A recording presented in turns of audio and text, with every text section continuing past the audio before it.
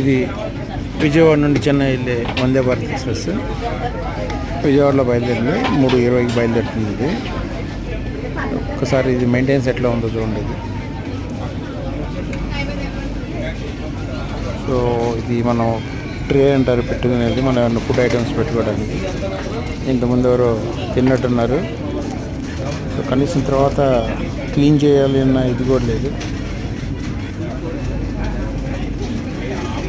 So charges చాలా ఎక్కువ, maintenance చాలా తక్కువ. ఇది పరిస్థితి.